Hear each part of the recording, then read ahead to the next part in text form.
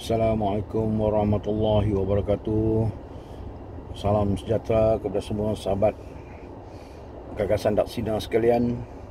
Alhamdulillah kita dapat bertemu lagi dalam grup ini, dan insyaAllah Pakcik berharap agar semuanya dalam keadaan sihat dan sentiasa dalam keadaan perlindungan Allah. Dan Pakcik doakan semoga semuanya berjaga-jaga dalam ketika penularan wabak COVID-19 ni kan. Okey, baik. Dalam banyak-banyak soalan yang Pakcik selalu jumpa, ialah Pakcik banyak berjumpa dengan kalangan guru-guru. Mereka bertanya, sebagai seorang guru, apakah kerja part time, kerja sampingan yang boleh guru-guru jalankan untuk menjanakan pendapatan tambahan? Pakcik percaya sebagai guru banyak perkara yang dapat kita lakukan untuk kita menjanakan pendapatan lebihan, pendapatan sampingan. Kerana sebagai orang yang macam kita, macam Pakcik pun ya, kita bekerja makan gaji. Jadi oleh sebab bekerja makan gaji, pendapatan kita terbatas. Kalau gaji kita 5,000 sebulan, maka 5,000 lah. Itulah pendapatan kita. Dengan wang 5,000 itulah kita kena membayar segala hutang piutang, menyelesaikan segala urusan dan juga menampung segala perbelanjaan. Jadi bagaimana untuk mencari pendapatan tambahan sebagai seorang guru? Okey, di sini Pakcik nak mencadangkan beberapa perkara. Pertama sekali, oleh sebab guru tugas yang mengajar, dan Pakcik lebih suka berbincang dengan menggunakan pengalaman Pakcik sendiri, bersandarkan pengalaman Pakcik sendirilah. Bagaimana Pakcik mencipta kewangan yang lebih kukuh sebagai guru, sebagai seorang cikgu. Okay, pertama sekali Pakcik mengadakan kelas tuition. Kelas tuition ni sebenarnya satu pendapatan yang sangat baik, kerana ibu bapa pada masa ini kebanyakannya memilih tuition sebagai pembelajaran tambahan kepada anak-anak. Bukanlah bermaksud di sekolah tu tak cukup, tapi kerana mengejar pencapaian akademik lebih tinggi, maka tuition menjadi tempat untuk guru-guru menambah pendapatan.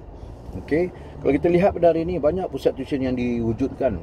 Ada banyak yang Pakcik kenal, mereka bukan daripada kalangan guru, tapi mereka membina, mewujudkan pusat tuition. Ini hebat, kerana mereka bukan guru, tapi mereka mengupah guru-guru, menggajikan guru-guru untuk bekerja di pusat tuition mereka. Pakcik pun ada pusat tuition, pusat akademik Munshi. Dan seperti yang Pakcik nyatakan sebelum ni, pelajar Pakcik boleh dikatakan Alhamdulillah, jumlah pelajarnya agak ramai, 700 lebih sekarang ni. Dan ini menjadi satu punca pendapatan yang besar kepada Pakcik. Jadi Pakcik menasihati guru-guru untuk berani mencubakan diri dalam dunia tuition ini. Sama ada kita sebagai home tutor, kita pergi tuition ke rumah orang, ataupun orang datang ke rumah kita, pelajar datang ke rumah kita, ataupun kita bekerja di pusat tuition. Pakcik pernah bekerja di pusat tuition Omega di Johor Bahru, dan Pakcik dibayar belasan ribu sebulan untuk mengajar di situ. Dan ini satu pendapatan yang sangat baik kepada Pakcik. Selama 13 tahun Pakcik di situ. Jadi Pakcik mencadangkan di sini supaya guru-guru mengajar di rumah pelajar, ataupun pelajar datang ke rumah guru-guru, ataupun guru-guru pergi ke pusat tuition mengajar. Dan yang lebih baik ialah guru-guru sendiri membina dan mewujudkan pusat tuition sendiri. Nanti ada masa nanti Pakcik akan bercakap bagaimana untuk menubuhkan sebuah pusat tuition. Walaupun kita bukan seorang guru, kita boleh buat. Banyak kawan Pakcik, khususnya golongan sahabat-sahabat Pakcik yang bukan Melayu, Cina dan India, yang Pakcik kenal dan mereka sangat rapat dengan Pakcik, mereka membuka pusat tuition. Dan pusat tuition mereka berjaya, sukses. Ini kita nak cuba belajar. Kedua, sebagai seorang guru, Pakcik menasihatilah rakan-rakan Pakcik yang guru, selain tuition, Pakcik menasihatilah guru-guru menjadikan pekerjaan menulis sebagai satu hobi yang dapat menjanakan pendapatan. Sebab pada hari ini kalau kita lihat, buku-buku di pasaran sangat banyak. Dan kenapa buku-buku ni banyak? Kerana ada permintaan. Kenapa ada permintaan? Sebab ibu bapa memerlukan bahan bacaan atau bahan latihan tambahan untuk anak-anak.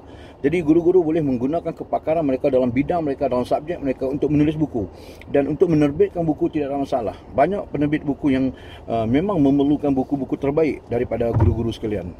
Ini yang pakcik rasa boleh dilakukan oleh guru-guru. Selain menulis buku, selain mengajar pusat tuition atau mengajar di rumah orang, rumah pelajar, perkara ketiga yang guru-guru boleh lakukan ialah pada pandangan pakcik lah, guru-guru boleh memberikan ceramah. Kalau kita ada kepakaran, kalau kita ada kelebihan, kalau kita ada sumbangan yang besar, kita ada jawatan sikit, barangkali kita penanda kertas, kita penggubah soalan, jadikan poin ini untuk kita cuba meneroka pasaran dalam bidang ceramah. Biarlah kecil dulu, biarlah kita bermula dengan kecil dulu. Tapi insya-Allah pakcik percaya akhirnya satu hari nanti apabila kita dikenali dan kita dapat menjadikan ceramah sebagai satu mata pencarian ini yang baik, sebenarnya yang baik, sama ada kita bekerja dengan orang lain atau kita sendiri yang menganjurkan dan menyampaikan ceramah. Okey, 3 perkara ni dulu untuk pakcik kongsikan pada petang ni. InsyaAllah kita akan berjumpa lagi dalam perbualan yang lain, insyaAllah. Pakcik doakan semua dalam keadaan yang sihat sejahtera. Assalamualaikum warahmatullahi wabarakatuh.